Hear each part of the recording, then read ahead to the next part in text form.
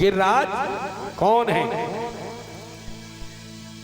द्रोणगिरी के पुत्र हैं गिरिराज। जब राम अवतार में सेतु निर्माण हो रहा था, वानर पर्वत ले लेकर जा रहे थे, तो हनुमान जी इस पर्वत को सेतु निर्माण के लिए लेके जा रहे थे और तब तक उधर सेतु निर्माण पूरा हो गया।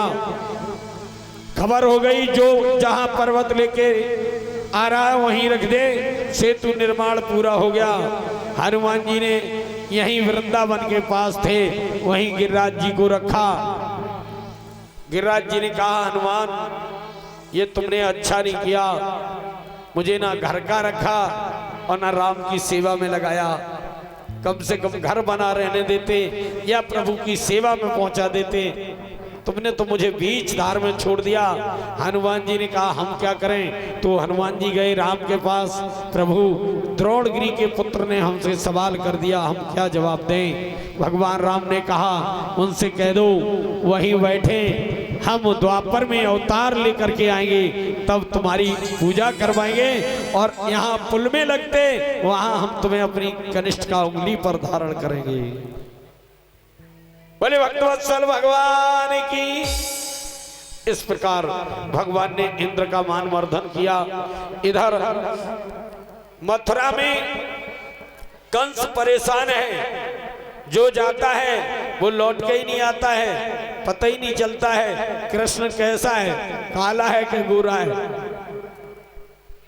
नारद जी आ जाते हैं, कंस चिंतित है, काल को नहीं मार पाया। नारद जी ने कहा क्या बात है शिष्य? कंस ने कहा गुरुदेव आकाशवाणी मिथ्या नहीं हो सकती है और हम हार गए, अपने काल को नहीं मार पाया। नारद जी ने कहा एक उपाय है। कि क्या? जब कंस बटेश्वर से चला था ना, तब परशुराम जी से मुलाकात हो गई थी और परशुराम जी ने इसे एक धनुष दिया था और कहा था ये धनुष ले जाओ कंस, और जो इसे तोड़ेगा वो तुम्हें नहीं छोड़ेगा। वो धनुष रखा है शोभा में। नारद जी ने कहा तुम मथुरा में धनुष का आयोजन रखो, धनुष पूजा का मेला लगवाओ और सभी को निमंत्रण दो और ब्रजवासियों को भी बुलाओ, और ब्रजवासी आएंगे तो कृष्ण बलराम भी आएंगे, और जब कृष्ण बलराम यहाँ आ जाएं तो धोखे से मार देना, क्या दिक्कत है?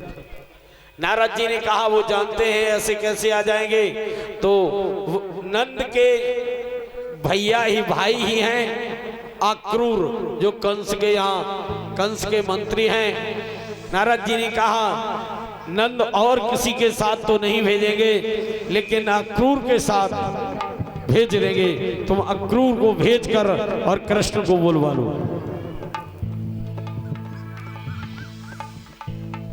कुछ लोग कथा कहते हैं कि पहले कंस ने नंद बाबा से काली दे से 1000 कमल पुष्प मंगवाए। उन कमल पुष्पों को लेने गए तो कालिया नाग का मर्दन किया। ये बात बताओ, जिस जगह ऊपर से उड़ता हुआ पंछी और दह की जहर की ज्वाला से जल के दह में गिर जाता है, वहां कमल पुष्प कहां से आ गए? भगवान ने सिर्फ इसलिए कालिया नाग का मान मर्दन किया क्योंकि वहां उन्हें लीला करनी थी, वह सहला जल था, गायें पानी पीती, रोज घटना एक घटती, इसलिए वहां से पलायन किया है। आज ऐसा ही हुआ, कंस ने धनुष यज्ञ का आयोजन रख दिया। अक्रूर से कहा जाओ तुम कृष्ण बलराम को लेकर के आओ। अक्रूर समझ तो गए कि ये दुष्ट है, कृष्ण बलराम को मारने के लिए बुला रहा है, लेकिन क्या करें, मंत्री है, राजा का आदेश है। चल दिए रथ लेकर के, और जैसे ही वृंदावन में पहुंचे, वृंदावन में प्रवेश ही किया था कि कृष्ण बलराम मिल गए। कृष्ण बलराम ने तुरंत कहा काका, पैर छुए, काका प्रणाम करता हूँ। अक्रूर ने तुरंत पहचान लिया और हृदय से लगा लिया, बेटा कैसे हो? अच्छे हैं। कन्हैया ने कहा कैसे आना हुआ? बेटा ऐसे ऐसे मुझे कंस ने भेजा है, तुम जाना मत, वो तुम्हें छल से मारना चाहता है। कन्हैया ने कहा ताऊ जी हम मथुरा चलेंगे, तुमसे निवेदन है, तुम्हें मेरी सौगंध है, बाबा को जावात मत बताइयो और हमें लिवा के चलो, हम मेला देखने जाएंगे। आज आक्रूर को कन्हैया ने पहले ही सौगंध दे दी। आक्रूर नंद भवन में जाते हैं, आज बैठे रहते हैं, सारे ब्रज मंडल में शोर मच गया, कल मेला देखने जाएंगे, आक्रूर निमंत्रण देने आए हैं। कन्हैया भी तैयार हो गए, कृष्ण बलराम भी तैयार हो गए। मैया रोने लगी और जब मैया रोई तो ग्वाल वालों ने कहा, माँ परेशान क्यों हो रही हो? यशोदा तुम्हें पता नहीं है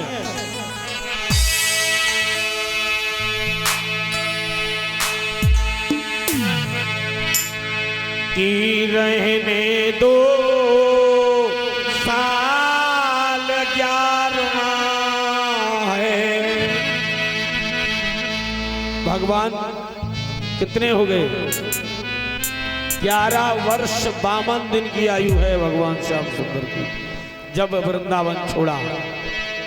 कि रहने दो साल 11वां है,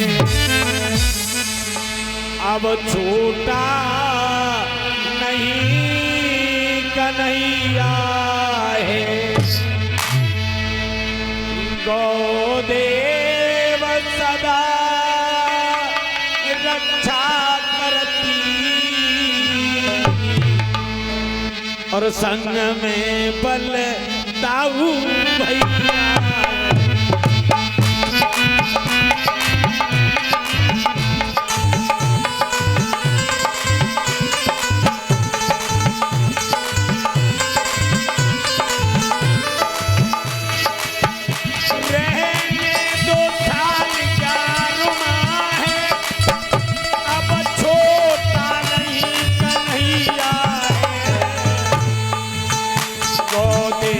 सदा रक्षा करती संग में बल दाऊ भैया।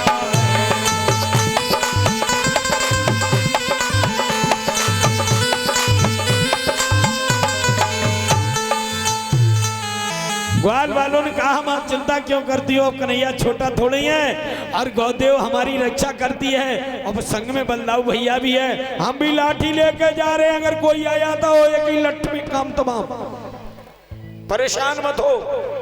आज माँ के तो मानो प्राण जा रहे हैं। और सुबह हुआ जब मेरे मुरली मनोहर बलराम भैया के साथ वृंदावन के लिए प्रस्थान करे, तो उसी वक्त गोपियों को पता चल गया। गोपियों ने आके रास्ता रोक लिया, कहाँ जा रहे हो? कन्हैया ने कहा, गोपियों हम आज जा रहे हैं, कल रुकेंगे और परसों आ जाएंगे। मामा के यहाँ मेला देखने जा रहे हैं, परसों आ जाएंगे। बहुत कहा, कन्हैया ने नहीं मानी। गोपियां रोती रह गई। राधा रानी ने कहा, तुम जा रहे हो? भगवान ने कहा, राधे तुम तो जानती हो मेरा अवतार किसके लिए हुआ, तुम्हें तो पता है, तुम भी ऐसी बात करोगी तो हम अपना कार्य कैसे पूरा करेंगे। राधा रानी ने तुरंत आदेश दे दिया और भगवान श्याम सुंदर वहां से चले। आक्रूर रथ में लेके चले, लेकिन सोचते जा रहे हैं ये नन्हे नन्हे बालक, ये अनंत घिन्न अपराध हमसे होने जा रहा है, हम लेके जा रहे हैं और दुष्ट कंस इनको मार देगा। भगवान जान गए कि ताऊ जी अंदर से घबरा रहे हैं। जमुना जी पर पहुंचे और कन्हैया ने कहा, ताऊ जी स्नान कर लो। आज आक्रूर ने कहा, हाँ बेटा स्नान तो करना है। ताऊ जी आक्रूर जी स्नान करने लगे जमुना जी में। कन्हैया कृष्ण और बलराम रथ पर बैठे हैं, ग्वाल वाले साथ में हैं। और जैसे ही आक्रूर जी जमुना में प्रवेश करते हैं, जमुना में डुबकी लगाई तो अंदर देखते हैं रथ पर कृष्ण बलराम देखे बैठे हैं। छटपटा के बाहर निकले, सामने देखा रथ पर कृष्ण बलराम देखे हैं। फिर डुबकी लगाई तो जमुना जी में अंदर भी कृष्ण बलराम और बाहर भी कृष्ण बलराम। अब अक्रूर जी समझ गए कि कंस मेरे बालकों का कुछ नहीं बिगाड़ पाएगा, और अक्रूर जी कृष्ण बलराम को लेकर के मथुरा में पहुंच जाते हैं। कंस के बगीचे में रुक जाते हैं। ग्वाल वाल सभी साथ में हैं, बाबा नंद साथ में हैं।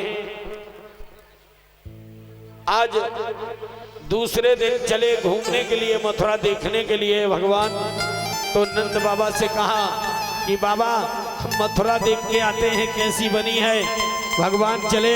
बाबा ने कहा देख लाला, जब तेरी गोकुल ना है ना वृंदावन है, ना तू धोखे से काऊ मथुरा की छोरी को छेड़ देवे, पिटत पिटत भूत बन जाएगो। ये मथुरा के राजा कंस की नगरी है, वृंदावन के धोखे काऊ छोरी को मत छेड़िए। कन्हैया बोले नहीं नहीं बाबा, हम यूं गए और यूं आए, सिर्फ देखना है मथुरा कैसी है। और इधर से जा रहे थे, उसी समय कंस का धोबी रजक वस्त्र धुल करके आ रहा था। कन्हैया ने कहा, ग्वाल वाल बोले कन्हैया और तो सब बढ़िया है, लेकिन हमारे तुम्हारे कपड़े अच्छे नहीं है। ये राजाओं की नगरी है, ग्वाल वालों के जैसे कपड़े हैं। आज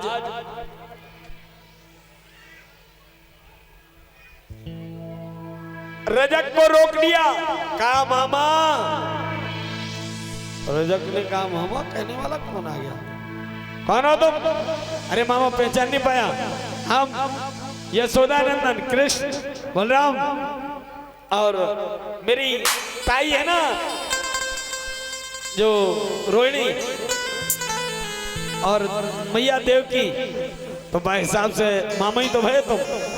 धोबी ने कहा हाँ पहचान लिया पहचान लिया, वैसे हूं तो मर भी के नहीं आए हो।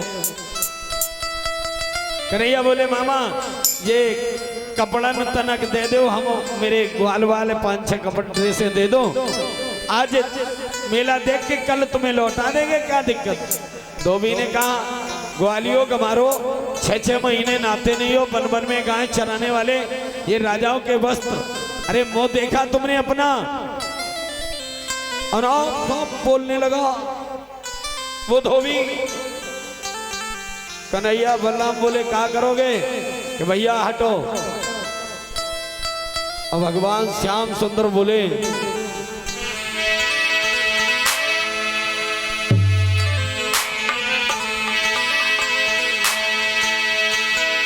कि मैं सीधी सादी बात करूं और तू उल्टा सीधा चलता है, और नालायक मेरे मीठे बचनों में नालायक ठहरूंगा।